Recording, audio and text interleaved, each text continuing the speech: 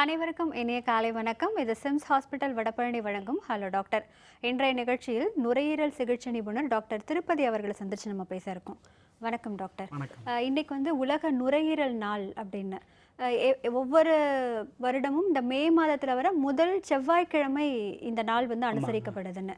இதை வந்து ஒரு பெரிய கொண்டாட்டம் அப்படின்னு எடுத்துக்க முடியாது. இது வந்து ஒரு அவேர்னஸ்க்கான ஒரு விழிப்புணர்வு நாள்னு எடுத்துக்கலாம்ல டாக்டர்? கண்டிப்பாக. இன்னைக்கு என்ன மாதிரியான கேம்பெயின்ஸ் போயிட்டு இருக்கு, என்ன மாதிரியான மெசேஜஸ்லாம் சொல்லிட்டு இருக்கீங்க? இது இந்த உலக ஆஸ்துமா தினம்ங்கிறது ஜீனா அப்படிங்கிற அமைப்பு வந்து இதை வந்து இந்த தினத்தை தேர்ந்தெடுத்திருக்கிறாங்க. இந்த வருடத்தில் இந்த நாளில் வந்து உலகம் முழுவதும் இந்த மக்களுக்கு தேவையான விழிப்புணர்வு ஏற்படுத்துறதுக்காக பல்வேறு ஆக்டிவிட்டீஸ், அதாவது ஒரு கேம்ப் பண்ணுறது, ஒரு ஊர்வலம் போகிறது, சில போஸ்டர்ஸ் மூலம் சில மக்களுக்கு அவேர்னஸ் உண்டாக்குறது, சில வகையான சுவரொட்டிகள், கையில் ஹேண்ட் நோட்டீசஸ், டிவி ப்ரோக்ராம்ஸ், சில சிஎம்இ ப்ரோக்ராம்ஸ், இது மாதிரி பல ஏற்பாடுகள் மூலம் மக்களுக்கு வந்து இந்த நோய் குறித்த விழிப்புணர்வு ஏற்படுத்தணுங்கிறது தான் இந்த தினம் கொண்டாடுவதற்கான முக்கிய காரணம். ஓகே, பட் இது வந்து இன்னைக்கு தான் செய்யணுங்கிறது இல்லை, எப்போவுமே நம்ம செய்யலாம். ஆனால் இன்னைக்கு ஒரு முக்கியமான நாள் அப்படின்னு சொல்லும் பொழுது, இப்போ நுரையீரல் பாதிப்பு அப்படின்னு சிகரெட் பிடிக்கிறதுனால வரக்கூடிய ஒரு ஒரு ஒரு விஷயம் அப்படிங்கிற மாதிரி ஒரு சாரர் வந்து ஒரு மாதிரி கொண்டு போயிடுவாங்க. அந்த மாதிரி இல்லாமல் வேறு என்னென்ன காரணங்களால இந்த நுரையீரல் பாதிப்பு அப்படிங்கிறது வருது டாக்டர்? நுரையீரல் பாதிப்புங்கிறதுக்கு நீங்கள் சொன்ன மாதிரி ஸ்மோக்கிங்கிறது ஒரு முக்கியமான காரணம். அது இல்லாமல் சுற்றுப்புற சூழல் வந்து நுரையீரல் நோய் வருவதற்கு முக்கியமான காரணமாக இருக்குது. ஏன்னா நம்ம சுற்றுப்புறத்தோட கம்யூனிகேட் பண்ணுறதே நுரையீரல் தான். வெளியில் இருக்க காற்று வந்து உள்ளே போயிட்டு அது ஆக்சிஜனை கொடுத்து உடலை சுத்திகரிச்சுட்டு உடலில் இருக்க கெட்ட காற்று, அதாவது கார்பன் டை ஆக்சைடை வெளியே கொடுக்குது. ஸோ நுரையீரல் அப்படிங்கிறது வெளிப்புற தூசுகளுக்கு மிகவும் அதிகமாக உட்படுத்தப்படுது. அதனாலேயே உங்களுக்கு இந்த நுரையீரல் நோய்கள் வருவதற்கு சுற்றுப்புற சூழலுங்கிறது ஒரு மிக முக்கியமான காரணமாக இருக்குது. இது இல்லாமல் நுரையீரல் நோய்கள் மரபு சார்ந்து வரலாம். ஓகே. அப்புறம் கிருமி தொற்று மிக முக்கியமான பங்கு வகிக்குது. ஏன்னா அகைன் நம்ம லங்ஸ் வந்து எக்ஸ்போஸ் டு எக்ஸ்டர்னல் இன்ஃபெக்ஷன்ஸ் அப்படிங்கிறதுனால இன்ஃபெக்ஷன்ஸும் டிசீஸ் வர்றதுக்கு, லங்ஸ் டிசீஸ் வர்றதுக்கு ஒரு மிக முக்கிய காரணம். டாக்டர், இப்போ நுரையீரல் பாதிக்குது அப்படின்னா நம்ம ஒன்று ஆஸ்மா அப்படிங்கிறத எடுத்துப்போம். ஆஸ்மா இல்லைனா அலர்ஜிஸ் வர்றது அப்படிங்கிறது. இந்த ஆஸ்மா வர்றதுக்கு முன்னாடி ஸ்டேஜ் அப்படின்னு ஏதாவது இருக்கா டாக்டர்? அந்த ஸ்டேஜ் தான் அதன் பிறகு டெவலப் ஆகி ஆஸ்துமாவாக மாறுதா? கண்டிப்பாக. ஆஸ்மா வர்றதுக்கு ஆஸ்மா இதில் வந்து ஆரம்ப நோயிலேருந்து தீவிர நோய் வரைக்கும் கண்டிப்பாக இருக்குது. எங்களோட முக்கிய நோக்கமே வந்து ஆரம்ப கட்டத்தில் நம்ம அதுக்கான முறையான மருந்துகள் எடுத்துட்டோம்னா அதனோட பாதிப்பு அதிகமாகாமல் இருக்கிறதுக்கு நம்ம ஒரு ஹெல்ப் பண்ணலாம் அப்படிங்கிறது ஒரு முக்கிய இது இருக்குது. ஸோ இது மைல்டு டு சிவியர் இந்த டிசீஸ் வந்து கண்டிப்பாக வேறுபடுது. அது என்ன மாதிரி இருக்கும் டாக்டர்? மைல்டுனா இப்போ ஆரம்பத்தில் வந்து சாதாரணமாக எப்பயாவது மாதத்தில் ஒரு நாள் மூச்சாடு, ஆஸ்மானோட அறிகுறிகள் முதல்ல சொல்லிட்டேனே, மூச்சு வாங்குறது, மூச்சு விட கஷ்டமாக இருக்கிறது, நெஞ்சு இறுக்கம், உள்ளே மூச்சு விடும் பொழுது ஒரு வகையான பூனை கத்துற மாதிரி ஒரு வகையான சப்தம் உள்ளே கேட்கறது, சளி அதிகமாக வெளியேறது, இதெல்லாம் தூங்கும் பொழுது மூச்சு திணறல் ஏற்படுறது, தூங்க முடியாமல் மூச்சு அடைக்கிறது, தூங்கும் பொழுது இருமல் வருது, இதெல்லாம் தான் வந்து ஆஸ்மானோட அறிகுறிகள். இந்த அறிகுறிகள் எல்லாம் மாதத்தில் ஒரு நாள் வருது, இல்லை வருடத்தில் எப்பயாவது ஒரு நாள் வருது அப்படிங்கிறது மிக ஆரம்ப கட்ட நிலை. இதே வந்து ஒருத்தருக்கு வந்து ஒரு வாரத்தில் 2 நாள் இருக்குது, ஒரு வாரத்தில் வந்து அப்படின்னு இருந்துச்சுன்னா இது வந்து கொஞ்சம் இடைப்பட்ட நிலைன்னு சொல்லலாம். மிக தீவிரமாக இருக்கவங்களுக்கு வந்து வாரத்தில் எல்லா நாட்களும் இந்த பிரச்சனைகள் இருக்கும். ஸோ இந்த வியாதியை வந்து நாங்கள் தீவிரத்தை வகைப்படுத்துகிறதே பேஷண்ட் சொல்கிற சிம்டம்ஸ் வந்து மிக முக்கிய பங்கு வகிக்குது. இது இல்லாமல் நம்ம அதனோட பாதிப்பை வந்து நுரையீரல் திறன் பரிசோதனை அதில் வந்து 60%க்கு கீழே 60 to 80%, மோர் தென் 80%. ஸோ இந்த 2 இதை வச்சு தான் அதனோட சிவியரிட்டியை நாங்கள் டிசைட் பண்ணுறோம். ஓகே, இதில் வந்து வேறு ஏதாவது ஸ்டேஜஸ் இருக்கா டாக்டர்? அதான் இதுதான் சொல்கிற அந்த மிடில், மாடரேட் அந்த மாதிரி தான். ஸ்டேஜ் 1, 2, 3, 4 இப்படி தான் பிரிக்கிறோம். ஸோ அதை வந்து இப்படியும் பிரிக்கலாம்: mild, intermittent, okay, mild persistent, moderate persistent and severe persistent சொல்லுவோம். இது ரொம்ப பேசினா ஒரு கிளாஸ் எடுக்கிற மாதிரி ஆகிடும். ஸோ இதில் முக்கியமாக நான் சொல்ல வர்றது வந்து மைல்டு இன்டர்மீடியன்ட் அப்படிங்கிறவங்களுக்கு வந்து ஒரு சாதாரண ஷார்ட் ஆக்டிங் அப்படிங்கிற மருந்துகள் இருக்கும், சால்பிட்டமால் மருந்துகள் தேவைப்படும் பொழுது மட்டும் எடுத்துக்கிட்டால் போதும். இதுக்கு அடுத்து இருக்கக்கூடிய stages mild persistent, moderate, severe. இந்த பர்சிஸ்டன்ட்னா தொடர்ந்து இருக்கக்கூடிய நோய் நிலை. அப்படி இருக்கவங்க வந்து தொடர் மருந்துகள் எடுத்துக்கணும்.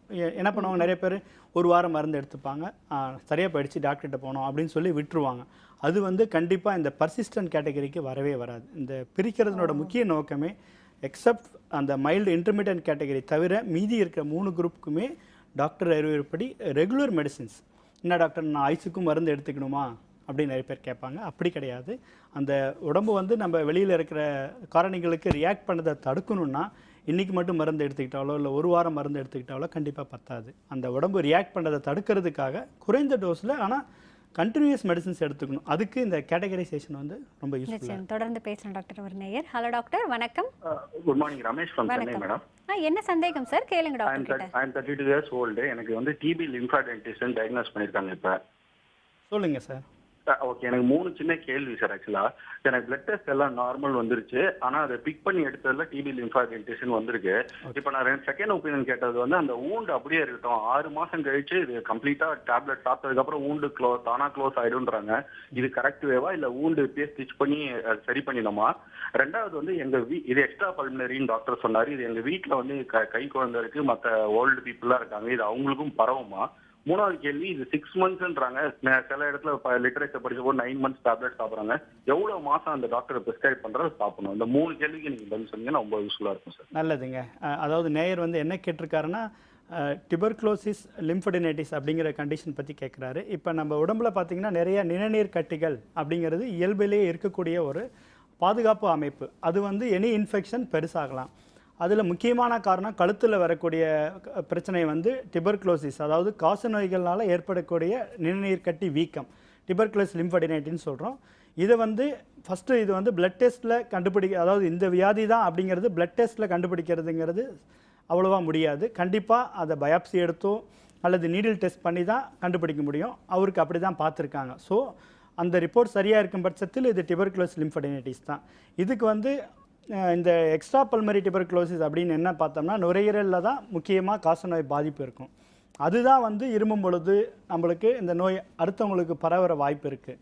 வேறேஸ் இந்த நுரையீரல் அல்லாத மற்ற இடங்களில் வரக்கூடிய காசநோய் தாக்கமானது கண்டிப்பாக அதனோட கிருமி தாக்கமோ அதே மாதிரி மற்றவங்களுக்கு பரவுற தன்மையோ மிக குறைவு. அதனால் நீங்கள் உங்கள் குழந்தைங்களுக்கு இது பரவும் அப்படின்னு கண்டிப்பாக பயப்பட தேவையில்லை. மூன்றாவது கேள்வி வந்து இதுக்கு எவ்வளோ நாள் எடுத்துக்கணும் அப்படின்னு சொல்லியிருக்காங்க. இது வந்து நிணநீர் கட்டியை பொறுத்தவரையும் அரசாங்கம் வந்து 6 மாதங்கள் எடுத்தால் போதும் அப்படிங்கிறத சொல்லியிருக்காங்க. பட் நம்ம இந்த ஒரு சாதாரண இன்ஃபெக்ஷனுக்கெலாம் பார்த்திங்கன்னா 1 வாரம் 2 வாரம் ஆன்டிபயோட்டிக் தான் கொடுப்போம். டிபிக்கு மட்டும் ஏன் ரொம்ப நாள் கொடுக்குறோன்னா டிபி நோயினோட தன்மை வந்து மெதுவாக போகக்கூடிய தன்மை இருக்கிறதுனால அதுக்கு நாள்பட்ட மருந்துகள் தேவைப்படுது.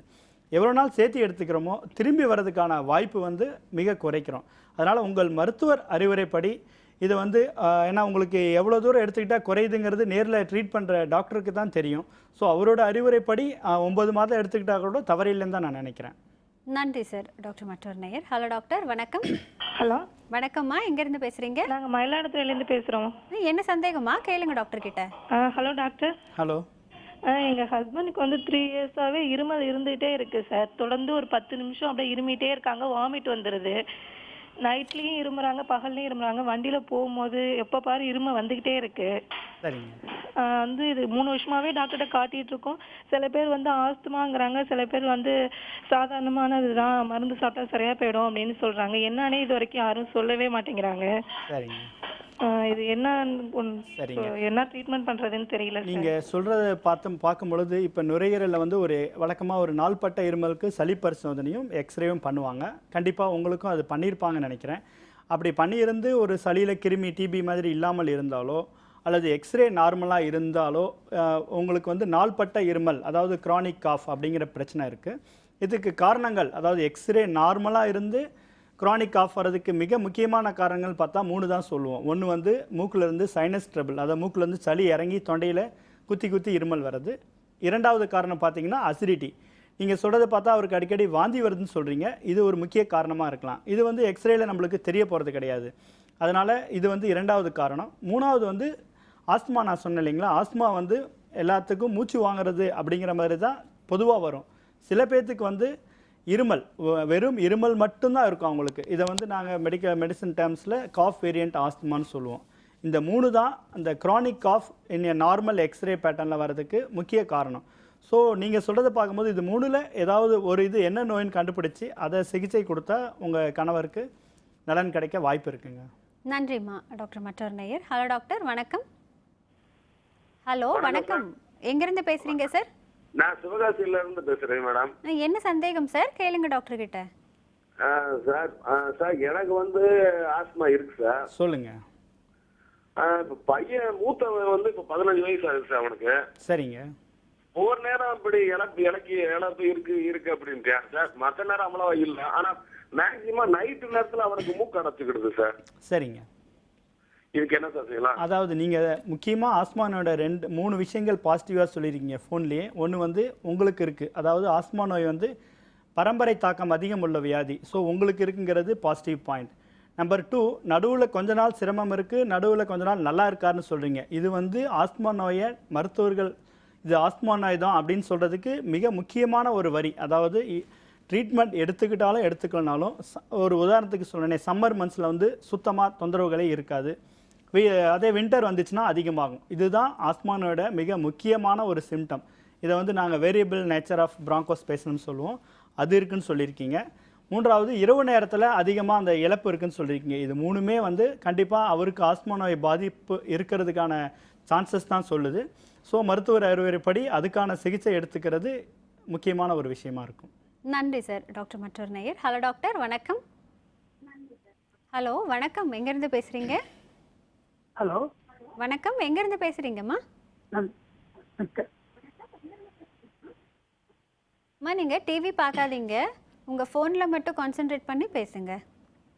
என்ன சந்தேகமா கேளுங்க டாக்டர் கிட்ட. லைனில் இருக்கீங்களா? ஹலோ சரி, நன்றி. வணக்கம் சார், எங்கேருந்து பேசுகிறீங்க? வணக்கம் மேடம். நாங்க தாங்கல்ல இருந்து பேசுறோம் மேடம். என்ன சந்தேகம் சார்? கேளுங்க டாக்டர் கிட்ட. கொடுங்க மேடம், கனெக்ஷன் கொடுங்க மேடம். டாக்டர் கேட்டுட்டு இருக்காரு சார். சொல்லுங்க சார். ஹலோ, சொல்லுங்க சார். சார் ஒன்றும் இல்லை, இந்த டஸ்ட் அலர்ஜி பட்டா வந்து உடம்பு சரியில்லாம ஆயிடுது சார். என்ன ஆகுதுங்க? டஸ்ட் பட்டா. அதான் டஸ்ட் அலர்ஜி. மூச்சு வாங்குது. ஓகேங்க. எவ்வளவு வந்து என்னன்னா, இந்த கூல் ட்ரிங்க்ஸான பொருள் சாப்பிட்டேன் சார். கூலான பொருள் சாப்பிட்டா அந்த பிரச்சனை வந்துது சார். உங்களோட வயது, இது எவ்வளவு நாளா இந்த பிரச்சனை இருக்குன்னு சொல்ல முடியுங்களா? ஒரு 10 வயசு வந்து இப்போ 30 வயசு ஆகும் சார். ஓ சரிங்க. அதுல இருந்து சார் நாங்க என்ன ட்ரீட்மெண்ட் எடுக்கிறோம், அது செட் ஆகல. என்ன பண்ண முடியுமா சார்? கண்டிப்பாங்க. இந்த நீங்கள் சொல்கிறபடி பார்த்தா சில பொருட்கள், அதாவது நீங்கள் சொல்லியிருக்க 2 பொருட்கள் வந்து தூசு டஸ்ட்டு சொல்லியிருக்கீங்க, என்னோட வந்து குளிர்பானங்கள் சொல்லியிருக்கீங்க. இது 2 சாப்பிட்டா வந்து எனக்கு அதிகமான மூச்சிறப்பு இதெல்லாம் வாங்குதுன்னு சொல்லியிருக்கீங்க. நீங்கள் சொல்கிறது வந்து அகைன் நுரையீரல் அலர்ஜி, ஆஸ்மானோட ஒரு வகையாக இருக்கிறதுக்கு வாய்ப்பு இருக்குது. ஸோ அதுக்கு இது வரைக்கும் என்ன முயற்சிகள் பண்ணியிருக்கீங்கன்னு எனக்கு தெரியல. நுரையீரல் நான் முன்னாடியே சொன்னபடி ஆஸ்துமா அப்படிங்கிறது வந்து நம்பர் 1 உங்களோட நீங்கள் கொடுக்கக்கூடிய ஹிஸ்டரி, அந்த பனிக்காலத்தில் வர்றது, நடுவில் தொந்தரவுகள் இல்லாமல் இருக்கிறது, சில வகையான பொருட்களுக்கு நான் எக்ஸ்போஸ் ஆகும் பொழுது எனக்கு இந்த சிம்டம்ஸ் அதிகமாகுதுன்னு சொல்கிறது, இது எல்லாமே வந்து ஆஸ்மா அப்படின்னு ஃபிட் ஆகிறதுக்கான ஒரு முக்கியமான பாயிண்ட்ஸ். ஸோ நீங்கள் சொல்கிறது அதுக்கு பொருந்தது. இதை மேற்கொண்டு கன்ஃபார்ம் பண்ணுறதுக்கு வந்து நான் பலமுறை சொல்லியிருக்க மாதிரி இந்த நுரையீரல் திறன் பரிசோதனைங்கிறது முக்கிய பங்கு வகிக்குது. அதில் என்ன பண்ணுவோம், நாங்கள் வந்து உங்களை நல்லா பலமாக காற்று ஊத சொல்லுவோம். இத்தனை நிமிஷத்துக்கு இத்தனை செகண்ட்ஸில் உங்களால் இவ்வளோ காற்று வெளியே தள்ள முடியும் அப்படின்ட்டு கால்குலேஷன் இருக்குது. உங்கள் ஏஜ் அண்டு ஹைட் வெயிட்டை பொறுத்து அது மாறுபடும். ஸோ உங்களுக்கு அந்த நுரையீரல் திறன் பரிசோதனை செஞ்சு, இல்லை அது பண்ணி தான் அப்படின்ட்டு இல்லை, உங்களோட ஹிஸ்டரி எக்ஸாமினேஷன் பாயிண்ட்ஸை வச்சு அதுக்கான மருந்துகள் எடுத்துக்கிட்டால் உங்களுக்கு ஒரு சொல்யூஷன் கிடைக்க சான்ஸ் இருக்குது சார். நன்றி சார். டாக்டர் மற்றொரு நேயர். ஹலோ டாக்டர், வணக்கம். வணக்கம் மேடம். வணக்கம் சார், எங்கேருந்து பேசுகிறீங்க? நாங்கள் புதுக்கோட்டையிலேருந்து பேசுகிறோம் மேடம். என்ன சந்தேகம் சார்? கேளுங்க டாக்டர் கிட்ட.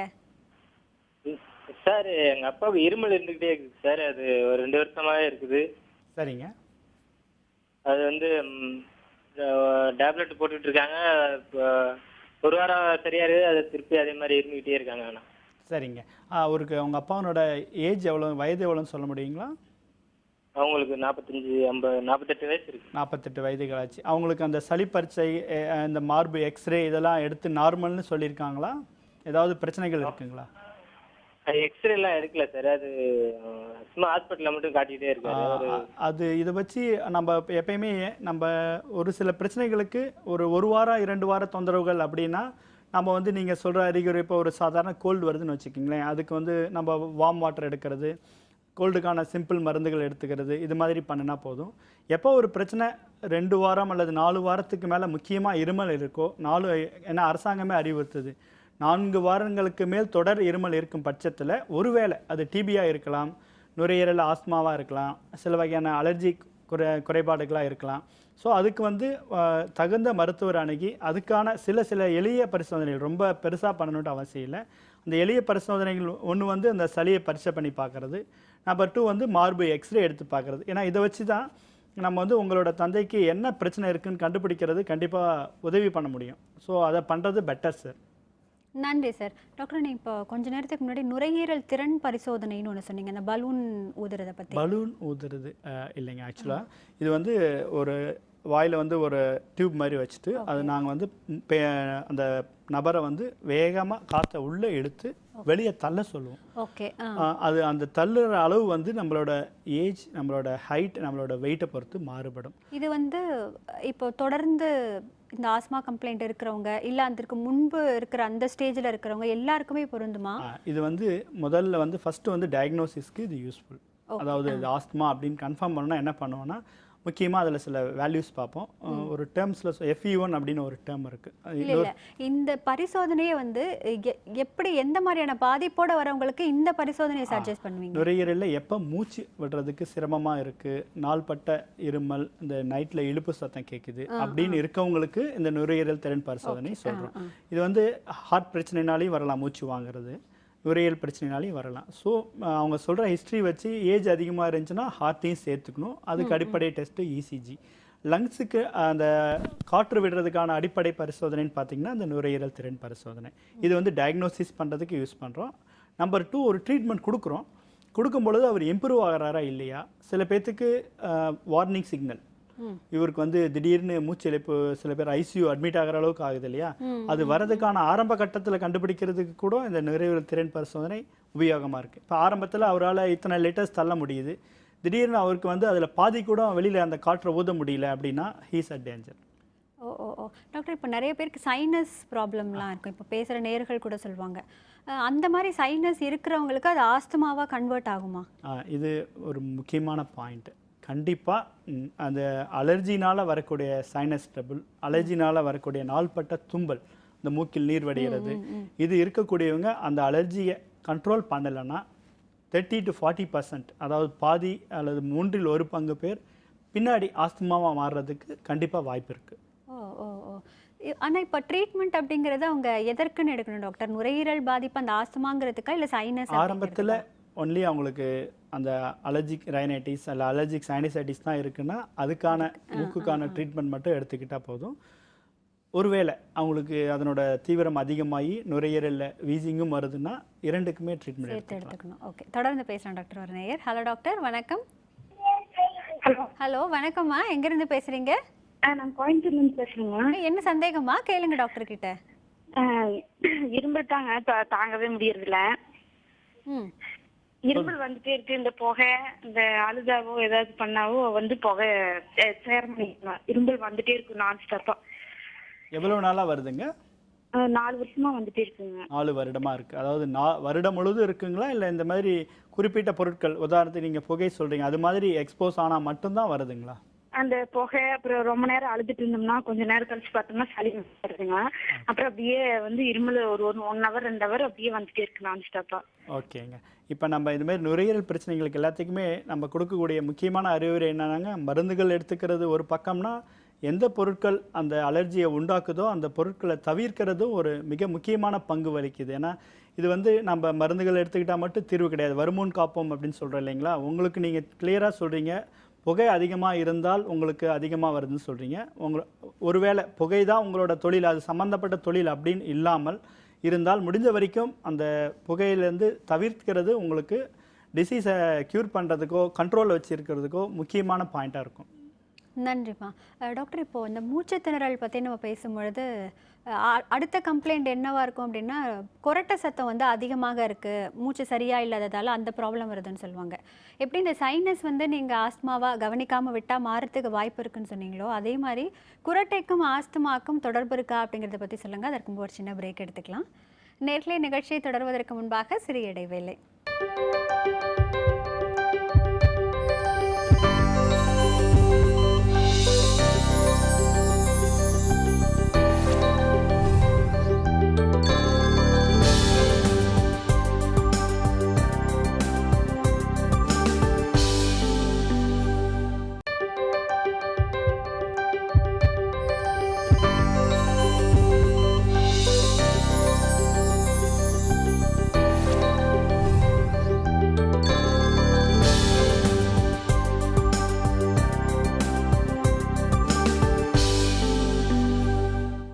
இது சிம்ஸ் ஹாஸ்பிட்டல் வடபழனி வழங்கும் ஹலோ டாக்டர்.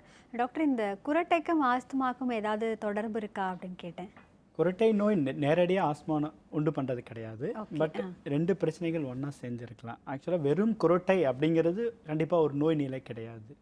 குரட்டைங்கிறது எதனால் உருவாகுதுன்னா, நம்ம சுவாச மூச்சு இழுக்கும் பொழுது இந்த பேலட்னு சொல்கிறோம் இல்லைங்களா, அது வந்து சாஃப்ட் பேலட் வந்து சில பேர் ஒபிசிட்டி இது மாதிரி காரணங்களால் தூங்கும் பொழுது அது வந்து காற்றுக்குள்ளாயை அடைச்சிடுது. ஸோ அந்த மெல்லிய வைப்ரேஷன்ஸ் தான் நம்மளுக்கு குரட்டையாக விடுது. இதே சில பேர்த்துக்கு தீவிரமாக அடைக்கலாம். அந்த நிலையை நாங்கள் அப்ஸ்ட்ரக்டிவ் ஸ்லீப் அப்னியான்னு சொல்கிறோம். உதாரணத்துக்கு 2 நிமிஷம் 3 நிமிஷம் கூட அவங்களுக்கு காற்று உள்ளே போகாது. தே வில் ப்ரீத், பட் அவங்களுக்கு வந்து உள்ளே காற்று போகாது. அது வந்து அவங்களுக்கு மூச்சு திணறல், ஹார்ட் ரேட் அதிகம் பண்ணுறது, இது மாதிரி பாதிப்புகள்லாம் உண்டு பண்ணும். அதுக்கு மருந்துகள் தேவையில்லை. ஆக்சுவலாக சிபேப்னு சொல்லி ஃபேஸில் ஒரு மாஸ்க் தூங்கும் பொழுது அப்ளை பண்ணிடுவோம். அதை மட்டும் ரெகுலராக எடுத்துகிட்டு இருந்தால், தூங்கும் பொழுது மட்டும் எடுத்துக்கிட்டால் போதும். அதுதான் ட்ரீட்மெண்ட். அதில் சில சிரமங்கள் இருக்குது. என்னென்னா அதனோட காஸ்ட் ஆஃப் ட்ரீட்மெண்ட் 60,000 ஆகும் அந்த மெஷின் மட்டும். அது ஒரு முக்கியமான பிரச்சனையாக இருக்குது. ஏன்னா எல்லாராலையும் 60,000 கொடுத்து வாங்க முடியாது. பட் அது ஹார்ட்டுக்கு நல்லது அப்படிங்கிற பொழுது, அதனோட நோய் தீவிரம் அதிகமாக இருக்கும் பொழுது நாங்கள் அதை அறிவுரை வழங்க வேண்டியதாக இருக்குது.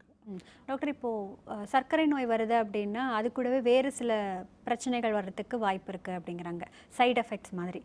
இந்த ஆஸ்துமாக்கும் அந்த மாதிரி வேறு ஏதாவது பிரச்சனைகள் வர்றதுக்கு வாய்ப்பு இருக்கா? ஆஸ்துமானால வேறு ஆமாம், ஆஸ்துமா நோய் நாள்பட்டு இருந்துச்சுன்னு வச்சுக்கிங்களேன், அவங்களுக்கு வந்து உள்ளுக்குள்ளே போகிற ஆக்சிஜன் அளவு குறைஞ்சிருச்சுன்னா அந்த நுரையீரலில் இருக்க இரத்த குழாயெல்லாம் சுருங்கிடும். அந்த பாதிப்பு ஹார்ட்டில் தெரியும். Okay okay. So heart failure, நுரையீரல்னால வலது பக்க ஹார்ட் பாதிக்கப்படலாம். நுரையீரல் நோய் நாள்பட்ட எந்த நுரையீரல் நோய் இருந்தாலுமே அதை முறையாக ட்ரீட் பண்ணலனாலோ இல்லை ஆக்சிஜன் கொடுக்கலனாலோ அவங்களுக்கு வந்து ஹார்ட் ஃபெயிலியர் வரலாம்.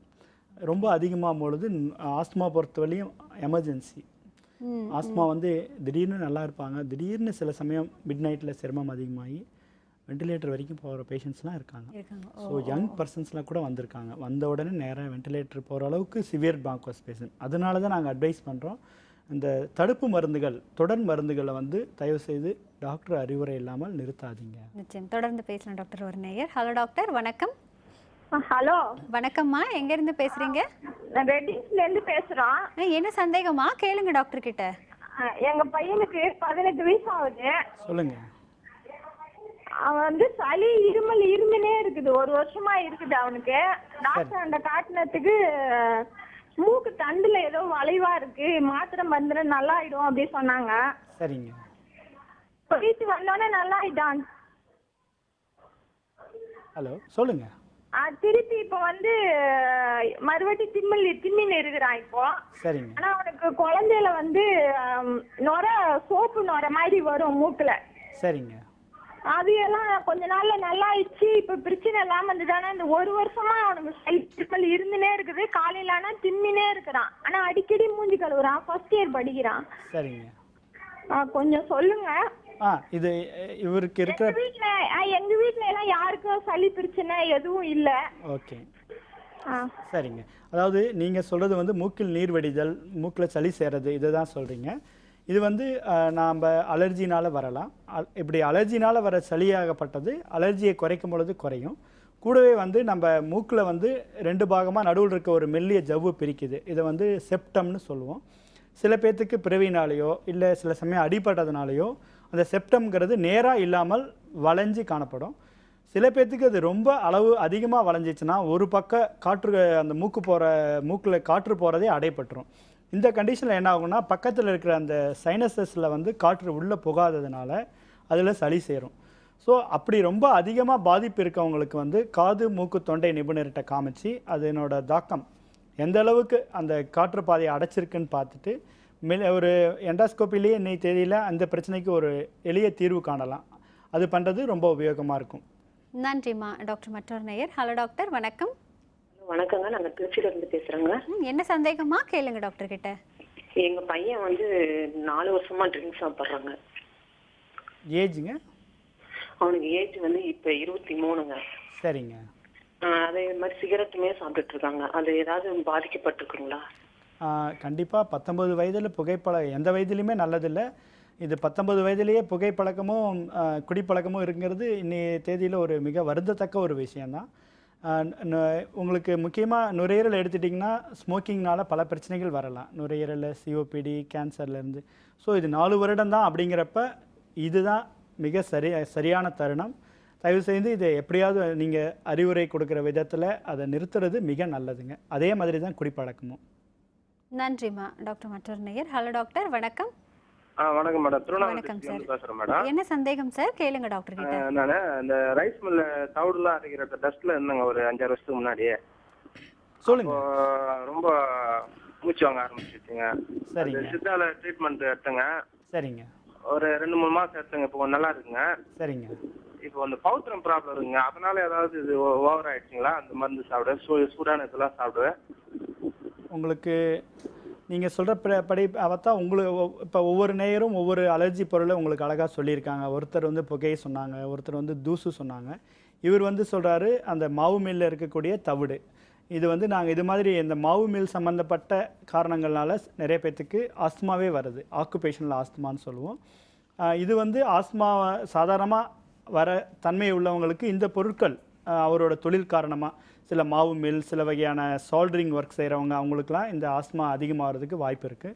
ஸோ இவங்களுக்கு வந்து அந்த முடிந்தால் அந்த வேலையை மாற்றுறது கூடவே அந்த ஆஸ்மா நோய்க்கு ட்ரீட்மெண்ட் பண்ணுறது இது ரெண்டும் பண்ணுனா அவருக்கு நுரையீரல் வந்து ஃப்ரீ ஆகிடும். கூடவே அவர் வந்து ஐ திங்க் அவர் பைல்ஸ் ப்ராப்ளம் பற்றி சொல்கிறான்னு நினைக்கிறேன். இரண்டுக்கும் தொடர்பு இருக்க தேவையில்லைங்க. நன்றி சார். டாக்டர் மற்றொரு நேயர். ஹலோ டாக்டர், வணக்கம். வணக்கம் சார், நான் திருப்பூர்லேருந்து பேசுறேங்க சார். என் பேர் சந்திரன். சொல்லுங்க சார். என் ஒய்ஃபுக்கு வந்து சார் ஒரு 15 வருஷமா ஒரு வீசிங் இருக்குங்க. சரிங்க. அதே மாதிரி இந்த உயிர் மருந்து டோஸ்தலி வந்து உறிஞ்சிட்டு இருக்கிறாங்க மருந்துங்க. என்ன எடுத்துட்டு இருக்காங்க? டோஸ்தலின் மருந்து, உயிர் மருந்துங்க சார். ஓகேங்க. அது உறிஞ்சு ரொம்ப அதிகமாகுதுங்க. ஓகேங்க. பட் இது என்னன்னு கேட்டீங்கன்னாக்கா பனி காலத்திலேயே அந்த குளிர் காலத்திலேயே அதிகமாக ஆகிறது இல்லைங்க. சரிங்க. இந்த வெய்ய காலத்துல ரொம்ப அதிகமா இருக்குதுங்க சார். அந்த மூச்சே உடுமுடியல, முதுவெல்லாம் வலி ஆகிக்குதுங்க சார். ரொம்ப பிரச்சனையா இருக்கு. சரிங்க. நாங்க இந்த இங்கிலீஷ் மருந்தெல்லாம் சாப்பிட்டு பார்த்துட்டுங்க சார். இந்த சித்த மருத்துவமனைக்கு போய் பார்த்தேங்க. சரிங்க. அது ஒன்றும் சூட் ஆகலைங்க சார். இப்போ இதுக்கு என்ன சார் ஒரு தீர்வுங்க சார் சொல்லுங்க. நல்லதுங்க. இந்த நேயர் மூலமாக நம்ம 2 விஷயம் உங்களுக்கு நான் சொல்ல ஆசைப்படுறேன். நம்பர் 1, அவர் வந்து தியோ ஆஸ்தாலின்கிற மருந்து ப்ராபப்ளி ஆஸ்தாலின்கிற இன்ஹேலர் எடுத்துகிட்டு இருக்காருன்னு சொல்கிறேன். இப்போ நம்ம இன்ஹேலர் இந்த ஆஸ்மா பிரச்சனைக்கு இன்ஹேலர் தான் முக்கியமான ட்ரீட்மெண்ட்டாக நாங்கள் கொடுக்குறோம். அதில் 2 வகை இருக்குது. ஒன்று வந்து நான் சொன்ன மாதிரி ரிலீவர், இன்னொன்று வந்து ப்ரிவென்டர், அதாவது தடுப்பு மருந்து, இன்னொன்று வந்து உடனடியாக வேலை செய்யக்கூடிய மருந்து. அவர் சொல்கிற இந்த ஆஸ்தாலின்கிற மருந்து வந்து உயிர் காக்கும் மருந்து. அதாவது மூச்சு திடீர்னு அதிகமாக வாங்கிருச்சுன்னா அந்த காற்றுக்குழாய் வந்து ரொம்ப சுருங்கிருச்சு அப்படின்னு அர்த்தம். அதை உடனடியாக விரிவடைய வைக்கிறதுக்கு இந்த ஆஸ்தாலின்கிற மருந்து மிக முக்கியமான மருந்து. ஆனால் இது வந்து தடுப்பு மருந்து கிடையாது. இந்த வீசிங் பிரச்சனையை முக்கியமாக நம்ம எதிர்கொள்ளணும்னா அதுக்கு தடுப்பு மருந்துகள் தான் முக்கியமான பங்கு. தடுப்பு மருந்துகள்ங்கிறது வந்து ஆக்சுவலாக நம்ம இந்த இன்ஹேலர் வடிவத்தில் கார்டிகோஸ்டீராய்டு அப்படிங்கிற மருந்து தான் உலக அளவில் பரிந்துரைக்கப்பட்டுள்ளது. இந்த மருந்தை எவ்வளோ குறைவான டோஸில், அதாவது மருத்துவர் அறிவுரைப்படி எவ்வளோ குறைவான டோஸில் எடுத்துக்க முடியுமோ அவ்வளோ குறைவான டோஸில் பட் தொடர்ந்து எடுத்துக்கிட்டு அந்த கண்ட்ரோல் மெயின்டைன் பண்ணிட்டு வந்தால் இந்த நோய்க்கு சரியான தீர்வு ஏற்படும். அந்த ஆஸ்தாலின் வகையான மருந்துகள் வந்து எமர்ஜென்சி மெடிசின்ஸ். இது யூஸ் பண்ணி அதிகமாகும் பொழுது உபயோகப்படுத்த வேண்டியது. 2வது வந்து அவர் என்ன சொல்லியிருக்காரு, வெயில் காலத்தில் தான் அவங்களுக்கு வருதுன்னு சொல்கிறாங்க. Asthma is a seasonal disease. முக்கியமாக வந்து பனிக்காலத்தில் தான் இதனோட பாதிப்புகள் வந்து அதிகமாக இருக்கும். ஏன்னா அந்த டெம்பரேச்சர் குறைவாக இருக்கனால வைரல் இன்ஃபெக்ஷன்ஸ் இது மாதிரி பல காரணங்கள். கிளைமேட் அந்த சில் டெம்பரேச்சர் பர்சே நிறைய பேர்த்துக்கு வீசிங் அதிகம் பண்ணலாம். ஆனால் சில பேர்த்துக்கு வெயில் காலத்திலேயும் ஆஸ்மா அதிகமாகலாம். ஏன்னா சில பேர்த்துக்கு வந்து இந்த வெயில் காலத்தில் எக்ஸ்ட்ரீம் டெம்பரேச்சர் அதிகமாகிறதுனால ஓசோன் லெவல்ஸ் அதிகமாகுது, பொல்யூஷன் அதிகமாகுது. இந்த ஃபங்கல் லெவல்லாம் வந்து இந்த மாதிரி எக்ஸ்ட்ரீம் ஹியூமிட் கண்டிஷன்ஸில் அதிகமாக வளரும். ஸோ தயவுசெய்து ஆஸ்மா வந்து சம்மரில் வராது, அதனால் நம்ம மருந்துகள் எடுத்துக்க தேவையில்லை அப்படின்னு நினைக்க வேண்டாம். முக்கியமாக இவரே அந்த மெசேஜை சொல்கிறாரு. ஸோ நான் என்ன சொல்கிறேன்னா, அந்த தடுப்பு மருந்துகளை irrespective of the period ரெகுலராக எடுத்துக்கங்க, அதுதான் உங்களுக்கு தீர்வாக இருக்கும். நன்றி சார். டாக்டர் மற்றொரு நேயர். ஹலோ டாக்டர், வணக்கம். ஹலோ வணக்கம், எங்கேருந்து பேசுகிறீங்கம்மா? நான் சென்னையிலேருந்து பேசுகிறேங்க. என்ன சந்தேகம்மா? கேளுங்க டாக்டர் கிட்ட. Hello doctor. சொல்லுங்கள் மேடம். சார் எனக்கு இப்போ கன்சீவாக ட்ரை பண்ணிட்டு இருக்கேங்க சார். புரியலைங்க. ஹலோ, கன்சீவ் ஆகிறதுக்கு ட்ரை பண்ணி. ஓகேங்க, சொல்லுங்க மேடம். எனக்கு ஆஸ்துமா வந்து ஒரு 6 இயர்ஸாக இருக்குங்க சார். சரிங்க. பேபிக்கும் வந்து ஆஸ்துமா வர சான்சஸ் இருக்குதுங்களா? வெயிலுக்குங்களா? இல்லை, பேபிக்கும் பேபிக்கு. ஓகேங்க. ஆஸ்மா வந்து ஒரு மரபு சார்ந்த நோய் தான். அதனால் நீங்கள் என்ன எடுத்துக்கலாம், கண்டிப்பாக குழந்தைக்கு இது வந்தே தான் தீரும் அப்படின்லாம் பயப்பட தேவையில்லை. நீங்கள் வந்து முறையான அந்த பேறுகால இதில் வந்து என்ன சிகிச்சை ஆஸ்மாவுக்கு எடுத்துக்கணுமோ அதை எடுத்துக்கோங்க உங்கள் மருத்துவர் அறிவுரைப்படி. பின்னாடி உங்களுக்கு அந்த தன்மை இருக்கிறதுனால உங்கள் குழந்தைகளுக்கு வராமல் தடுக்கணுன்னா என்ன பண்ணலாம் அப்படின்னா, ஒன்று வீட்டில் இருக்க என்விரான்மெண்ட், அதாவது டஸ்ட் ஃப்ரீ என்விரான்மெண்ட், நல்ல வகையான உணவுகள். முக்கியமாக உங்களுக்கு இன்னொரு அறிவுரை சொல்ல விரும்புகிறேன். குழந்தைகளுக்கு வந்து தாய்ப்பால் ஒரு எவ்வளோ நாள் கொடுக்கணும் அப்படின்னு உங்கள் மருத்துவர் சொல்கிறாங்களோ அந்த பீரியட் வரைக்கும் கரெக்டாக கொடுக்கறது மூலம் ஆஸ்மா வர வாய்ப்பை குறைக்கலாம். நன்றிம்மா. டாக்டர், இதற்கு முன்பு நம்ம பேசும்பொழுது சில சீசனலில் தான் இந்த நோய் வரணும். ஃபார் எக்ஸாம்பிள் நீங்கள் வின்டரில் இது அதிகமாக இருக்கும் அப்படின்னு, ஆனால் ஒரு நேர் வந்து அப்படியே ரிவர்ஸாக சொன்னார், சம்மரில் தான் நிறைய வருதுன்னு. அப்போ இது ஆஸ்துமா தானா இல்லை வேறு ஏதாவது நோய்களா, இல்லை உண்மையிலே சம்மரில் வந்து ஆஸ்துமாங்கிறது குறைஞ்சு தான் இருக்குமா? ஆஸ்மாங்கிறது வந்து முக்கியமாக வின்டரில் தான் அதிகமாக பாதிப்பு ஏற்படுத்துது. பட் இது வந்து சம்மரில் வராது அப்படிங்கிற அர்த்தத்தை கொடுக்கக்கூடாது. ஆஸ்மா சம்மரில் வர்றதுக்கான காரணங்கள் நிறையா இருக்குது. என்ன மாதிரி ரீசன்? ஒன்று வந்து அதில் முக்கியமான காரணம் நம்ம வந்து சொல்கிறது, சென்னையே எடுத்துட்டிங்கன்னா சம்மரில் வந்து ஹியூமிடிட்டி ரொம்ப அதிகமாக இருக்கும், ஈரப்பதம், காற்றில் ஈரப்பதம் அதிகமாக இருக்கும். காற்றில் ஈரப்பதம் அதிகமாக இருக்கும் பொழுது வீட்டில் இருக்கக்கூடிய அந்த நம்ம வீட்டில் என்விரான்மெண்ட் பார்த்திங்கன்னா முக்கியமாக பெட்ரூம் தான் முக்கிய பங்கு வகிக்குது. அந்த பெட்டில் இருக்கக்கூடிய டஸ்ட் மைட்ஸ், காளான்கள், மோல்ஸ்ன்னு சொல்லுவோம். வீட்டில் ஒரு ஈரமாக தண்ணி ஊறிட்டே இருக்கக்கூடிய இடத்துக்கூடிய வளரக்கூடிய காளான்கள், இந்த இடங்களில் இந்த கிளைமேட்டில் வந்து ஹியூமிட் கிளைமேட்டில் வந்து இதெல்லாம் அதிகமாக இருக்கும்.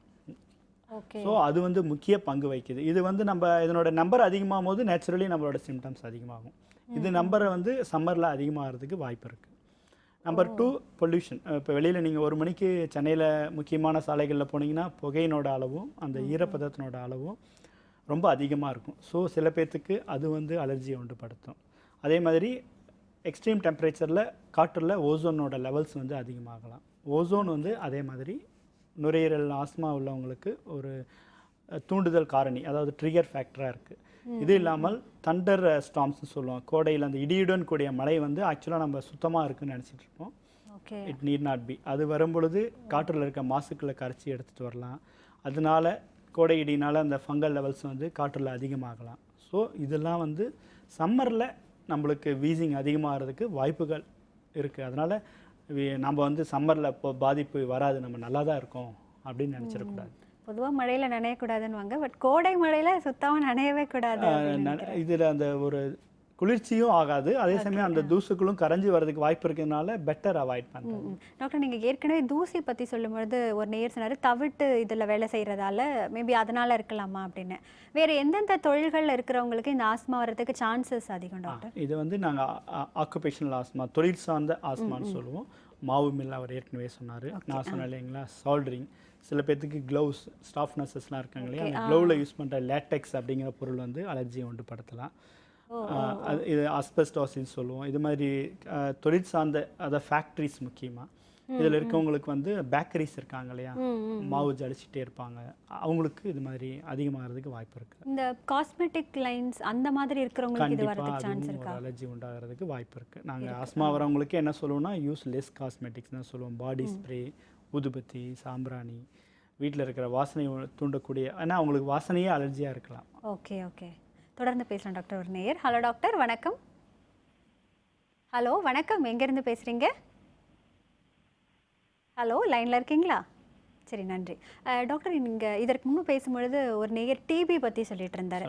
மற்ற இடங்களில் டிபிங்கிறது பொதுவாக உடம்புல எல்லா பகுதிகளிலும் வரும்னாலும் இந்த சிகரெட்னால மட்டும்தான் நுரையீரலில் டிபி அப்படிங்கிறது வருமா? சிகரெட் அப்படிங்கிறது வந்து ஒரு வேதிப்பொருள், டிபிங்கிறது வந்து ஒரு தொற்று நோய். ஓகே. இது ரெண்டுக்கும் சம்மந்தம் எப்படி படுத்தலாம்னா, சிகரெட் வந்து நுரையீரலினோட நோய் எதிர்ப்புத்தன்மை, அதாவது இம்யூனிட்டி சொல்கிறோம். நுரையீரல் வந்து நான் சொன்ன மாதிரி காற்றுக்கு தொடர்ந்து கம்யூனிகேட் பண்ணிகிட்டே இருக்கிறதுனால நுரையீரலில் இன்ஃபெக்ஷன் வர்றதுக்கு சான்ஸ் அதிகம். ஸோ அது வராமல் தவிர்க்கிறதுக்காக நுரையீரலில் வந்து நிறைய நம்ம உடம்பே வந்து இயற்கையாக இம்யூனிட்டியை வச்சுருக்கு. அந்த இம்யூனிட்டி வந்து ஸ்மோக்கிங்னால் பாதிக்கப்படுது. ஸோ அப்படி பாதிக்கப்படும் பொழுது எளிமையாக நோய் தொற்று, வைரஸ் இன்ஃபெக்ஷன் ஆகட்டும், டியூபர்குலோசிஸ் ஆகட்டும் வரதுக்கு வாய்ப்பு இருக்குது. நிச்சயம் தொடர்ந்து பேசுகிறேன் டாக்டர். ஒரு நேயர். ஹலோ டாக்டர், வணக்கம். Hello madam. வணக்கங்க மேடம். வணக்கம்மா, எங்கேருந்து பேசுகிறீங்க? நான் சென்னையிலேருந்து பேசுகிறேங்க மேடம். என்ன சந்தேகம்மா, சொல்லுங்க. என் பையனுக்கு வீசிங் இருக்குங்க மேடம், அதை பற்றி கேட்கலாம் டாக்டர். ஏஜ் எவ்வளோ மேடம் உங்கள் குழந்தைக்கு? ஆமாங்க சார். வணக்கங்க சார். வணக்கங்க மேடம். சார், அவன் 1.5 வயசுல இருந்துச்சு சார் குழந்தையில அவனுக்கு. அப்புறம் நான் ஒரு 5 இயர்ஸ் வச்சிருந்தேங்க சார், ஹாஸ்பிட்டல் அட்மிட் பண்ணியிருந்தோம். சரிங்க. 5 இயர்ஸ் வச்சிருந்தோம். இப்போ 13 வயசு ஆகுதுங்க சார். சரிங்க. நடுவில் வந்து நாங்கள் ஸ்டாப் பண்ணிட்டோம் சார். 3-4 இயர்ஸ் நாங்கள் வைக்கல. அது இதுவும் இன்னாலேன்னு விட்டுட்டோம், நாங்கள் நிறுத்திட்டோம். நாங்கள் இப்போ 2 இயர்ஸாக வச்சுன்னு இருக்கோங்க சார். நாங்கள் அவனுக்கு 13 வயசு ஆகுது. இதனால என்ன பாதிப்பு எதனா வருங்களா சார்? டைம் என்ன செட் வருமா? சரிங்க. இப்போ வந்து அவருக்கு இருமல், சளி இது மாதிரி தொந்தரவுகள் இருக்குதுங்களா, இல்லை முழுமையாக விடுபட்டு இருக்காருங்களா? அவனுக்கு வந்து மந்த்லி 2 டைம்ஸ் வருங்க சார். தும்பல் வந்து கண்டினியூவா தும்பல் வருங்க சார். தும்பல் வரும், மூக்குல சளி கொட்டும், மூச்சு வருவாங்க சார். 3 அட் டைம்ல வருங்க சார். அப்புறம் நாங்க அந்த இன்னொரு அஸ்தலை வைப்போங்க சார். அஸ்தலை இன்னொன்று 2 மருந்து சேர்த்து வைப்போம் சார். அது வைக்கும்போது ஒரு 2 டேஸ் வைப்போம், அப்புறம் நார்மலா வந்துடும். திருப்பி ஒரு 3 டேஸ் கழிச்சு திருப்பி அவனுக்கு வருதுங்க சார். அது சரிங்க. இதில் 2 விஷயங்க. ஒன்று, உங்களோட குழந்தைக்கு வந்து அலர்ஜி மூக்குலேயும் இருக்குது, லங்ஸ்லேயும் இருக்குது நீங்கள் சொல்கிறத பார்க்கும் பொழுது. ஸோ இது இரண்டையும் ஒரே சமயத்தில் ட்ரீட் பண்ண வேண்டியிருக்கு. அதாவது மூக்குக்கு வந்து நாங்கள் சில வகையான ஸ்ப்ரேஸ் தருவோம், அதே மாதிரி லங்ஸுக்கு வந்து நீங்கள் ஆல்ரெடி இன்ஹேலர் சொல்கிறீங்க. அந்த இன்ஹேலர் நான் சொன்ன மாதிரி இமிடியட் ரிலீஃப் தரக்கூடியதா இல்லை தொடர் சிகிச்சைக்கு உகந்ததான்னு நீங்கள் மருத்துவர்கிட்ட வெரிஃபை பண்ணிக்கோங்க. உங்கள் குழந்தைக்கு நீங்கள் சொல்கிறதுபடி பார்த்தா 1 வயசுலேருந்து இருக்குது, 3 வயசில் மறுபடியும் இருந்திருக்கு, இப்போ 13 வயசில் இருக்குங்கிறப்ப இது தொடர் அலர்ஜி அப்படிங்கிற குரூப்பில் தான் வருது. இதுக்கு உங்களுக்கு மூக்குக்கும் சரி லங்ஸுக்கும் சரி அதை ப்ரிவென்ட் பண்ணக்கூடிய மருந்துகளை வந்து தொடர்ச்சியாக ஒரே ஒரு இது நீங்கள் பாட்டுக்கு கண்ணை மூடிட்டு என்ன மருந்து கொடுத்தாங்களோ அந்த மருந்தை நீங்கள் ஒரு 15 வருஷத்துக்கு எடுக்கிறது, அது மாதிரி தப்பாக பண்ணாதீங்க. ஒரு குறைஞ்சது 3 மாதம் அல்லது 6 மாத இடைவெளியில் அதுக்கான மருத்துவரை பார்த்து கரெக்டாக குறைஞ்ச டோஸில் அந்த மருந்து போகுதா, இப்போ வந்து அவருக்கு இந்த அலர்ஜினோட தாக்கம் அதிகமாக இருக்கா அப்படிங்கிற விஷயத்தை மட்டும் பார்த்துட்டு தொடர்ந்து கொடுத்துட்டு வந்தீங்கன்னா பெட்டராக இருக்குங்க. நன்றிம்மா. டாக்டர், நம்ம தொடர்ந்து பேசலாம். அதற்கு ஒரு சின்ன பிரேக் எடுத்துக்கலாம். நேர்களை நிகழ்ச்சியை தொடர்வதற்கு முன்பாக சிறிய இடைவேளை.